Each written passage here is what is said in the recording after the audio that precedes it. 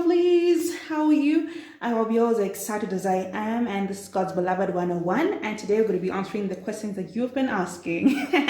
So as most of you have been asking, what is miry clay? Now I've seen the meme where people make fun of YouTubers saying that, when no one has actually asked something and they're busy saying, so most of you have been asking. So as a YouTuber, I reserve the right to use this phrase. So as most of you have been asking, what is miry clay? What is mire?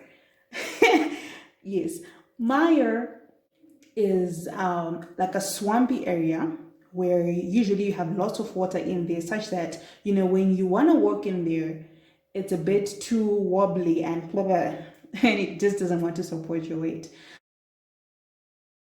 So what happens is usually you just sink, and depending with the level of, swampiness and everything, in some, they call them marshes also, people can actually drown and die in there. Some are not as bad as others, but yes, you get the picture. So Psalms 40 verse 2 now comes and says, God, you pulled me out of the pit, and you also pulled me out from the miry clay, and you set my feet upon the rock, and you made it so that my feet could be on steady ground. Now, if you're standing on solid ground like you are right now, you probably don't think it's a big deal. But guess what? If you're in the marsh or you're in the miry clay where you are sinking, and maybe every movement you make is causing you to sink deeper and deeper. Maybe the more you struggle, the more you just go deeper and you sink deeper and you cause more weight. I don't know. They say that maybe if you try to keep moving, then you get out. You might be able to get out by yourself. I don't know. But anyways, my point is, if you're in that situation and death is this close, depending on how deep that clay is, maybe it's just a matter of time before I go. And then someone comes and then they pull you out of there, and then they set you on stable ground, and not just stable ground on soil. No, they put you on a rock, and the rock, rock is hard and stable, and even if you put water there and you water it for the whole day, it's not going to become softer.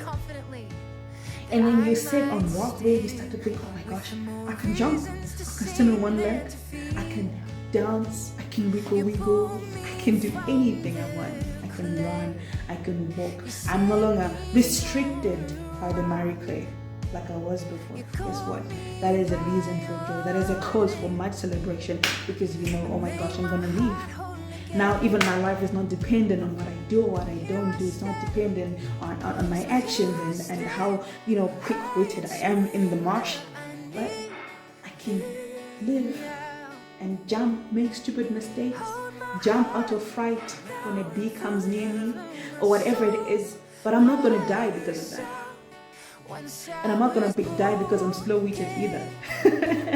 Yeah, so that is a cause for celebration. Now, what does that remind you of? What does that remind you of? The love and grace. Come on, guys. You know this already. That's what we always talk about all the time. The law is like the miry clay. Because in the miry clay, guess what's there? Restrictions, fear. So your actions are controlled by fear. And while you're in the miry clay, sometimes even if you struggle, if it's really deep and you're just going down, and even if you struggle and you want to go up and walk on top, you can't go on top by trying to go on top. You just fail and fail and fail again. And more you struggle, you just fail and you sink deeper and deeper. And you go towards your death slowly but surely. It's just a matter of time. That's the law. It's a matter of time before you die. And your death is the death of going to hell. Now, grace comes. Stable ground, the rock. It's like it's a finished work. That's why they call it the finished work of Christ. You just go and just stand there. And it doesn't matter what you do, what you don't do. It's all set. You are set to live. And you will continue to live. And you continue to stand in right standing with God, no matter what you do or you don't do, as long as you're believing in Christ. And Christ is the one that you're holding on to. Now that is amazing. That does not depend on my actions. That is a real relief, and it is like being lifted out of the miry clay and being set on a rock where I can jump and I can wiggle and I can run and walk and do whatever I want to do. Because Christ has died for me, and I'm now standing in His finished work, not about me anymore.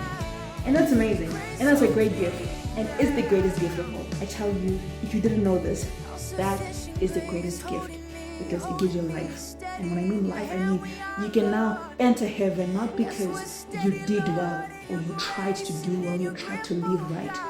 No, you cannot live right. In and of yourself, you have no ability to live right.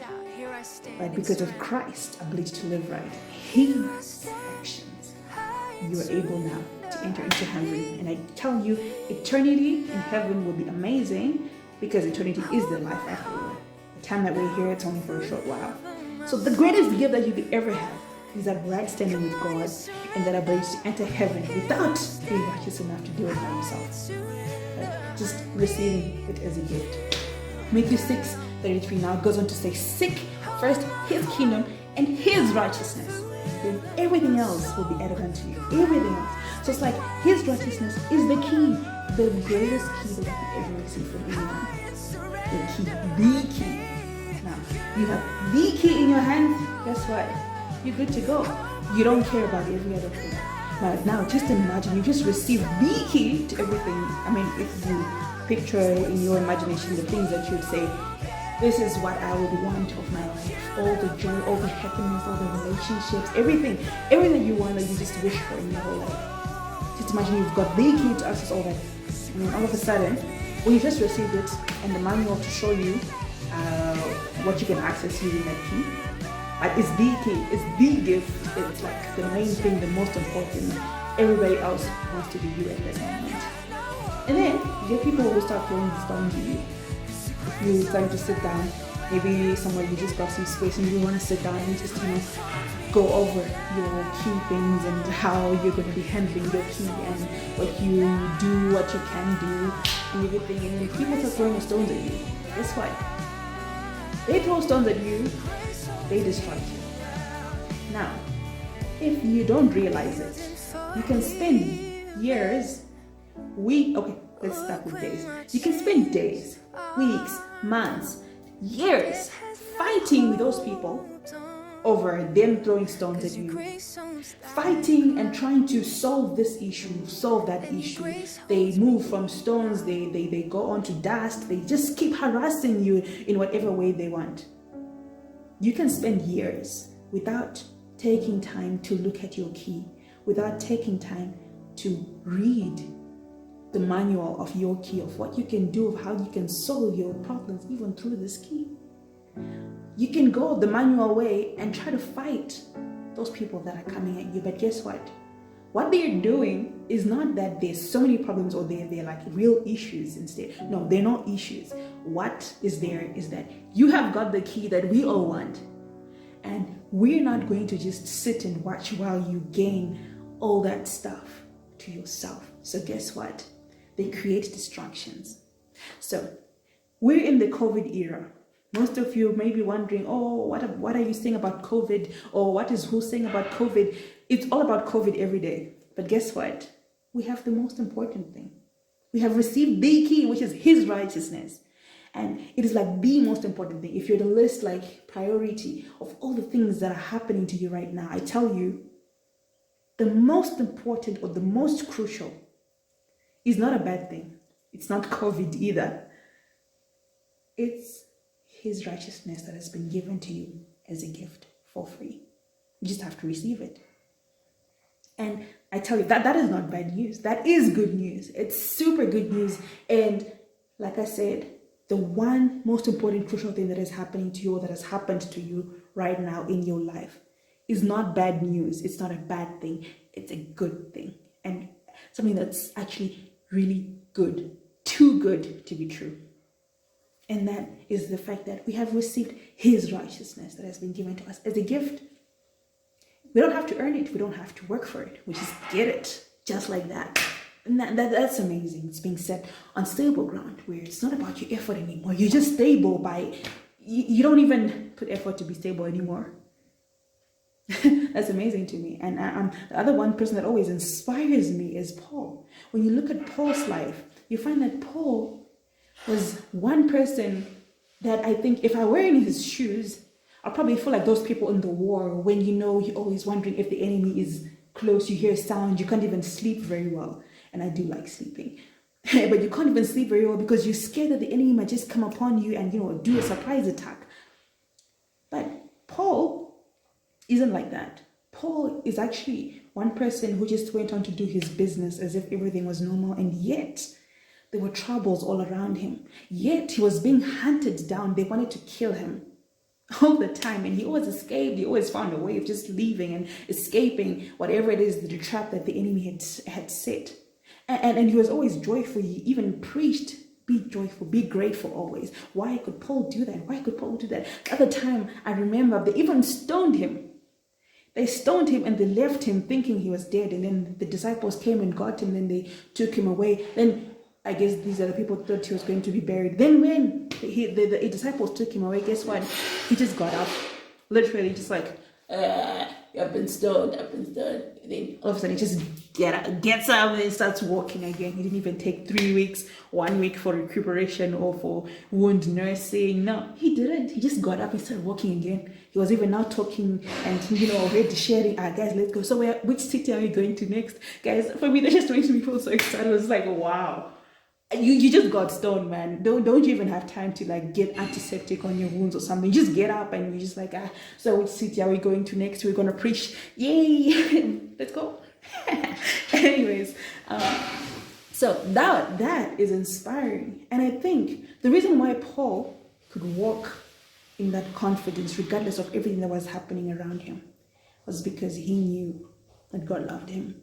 And he knew he had the gift of righteousness that did not depend on what he did or what he didn't do. He even used to speak of a thorn in his own flesh.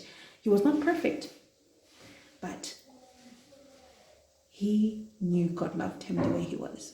God accepted him, and God was full of favor towards him. Not because of his own actions, but because of Christ's finished work, which is his righteousness. So receiving the gift of righteousness from God is what enabled him to walk in victory, is what enabled him to walk in that constant assurance and confidence that God is for me. He's not against me. God can never leave me. God does not abandon me, and God does not plan evil for me. He's not trying to hurt me. He's not trying to teach me a lesson or whatever it is. God is for me. He loves me, and he's given me this gift of righteousness that's permanent, which means I permanently stand in his favor because I'm in right standing with him. And no matter what I do, I can never leave that status. I'm loved. Just like, and we're no different. We're the same. We're all loved. God loves us. Each, like individually, personally, he loves us. He loves you. He loves me. So this is our God, guys. He has loved us and he has made provisions so that he can favor us and continue to favor us. And that's why Paul was not concerned in the list about his enemies, because he knew he served a God that favored him continuously. So he was constantly looking out for Paul. God was constantly looking out for Paul. And not just that, but God is also very powerful. He's not like, that weak guy that's for you but can't help you. No, he's the guy, he's God. So imagine you have the most powerful guy who's willing to back you up, not just to back you up at the back, but he's also in the front, flanking you on every side. He wants to deal with your issues. He wants to help you whichever way he can. Guess what? You're sorted. And Paul knew that. That's why even if the enemy could get him, when he thought, finally I got Paul, Paul just get up and act like nothing happened. Next thing, he's already going to preach again. So this is our God, guys. COVID has blocked access to your body. Like God has already blocked access to COVID to your body. Unless he allows it, of which even if he allows it, it's for good, because guess what? God causes all things to work together for your good anyway. So it's like redundant for me to be fearful, because that's the reason why we're fearful. We don't believe in his love. We don't believe that we're righteous. We believe that, we have upset him. So when we believe we have upset him, we happen to think that, he might be not so inclined to protect me this time around. So this COVID thing, oh my gosh, I don't even know what I'm going to do. So you join the rest of the world in being fearful, in worrying, and yet God is for you. And I mean, if he's for you and you don't know it, doesn't make a difference to your life, because you continue to be fearful of something that God has already blocked access to your body. That disease that God has already said it will not come near you. And even if it does, it will not kill you. It will not kill you. It will not, result in any tragedy. He's already sorted it out. And yet you're busy being fearful, fearing something that God has already taken care of on your behalf because you don't believe that he has. Isn't that sad? I think it's sad. But anyways, like Paul, we've got to try John. Paul went on to say, nothing can separate me from the love of God. And guys, that's amazing. I know that nothing can separate you from the love of God. Nothing can separate me from the love of God. Not even sin. He quotes that to Romans chapter 8. Nothing, guys. So I hope you all are encouraged and you all are feeling, rejuvenized, energetic. God's got your back. He doesn't just have your back. He's also got your front and your sides and all around you. So he's got you top, bottom, everything. He's sorting you out. So guys, don't be afraid. You've got the big key, the great key, the key. You don't have to be scared of anything else. All these other things, all these other issues, all the other problems, all the other tribulations, they're just distractions to stop you from sitting down to consider the greatest gift, to stop you from celebrating that you're now on stable ground, finally, after being in the miry clay. Isn't that wonderful? I think it's a wonderful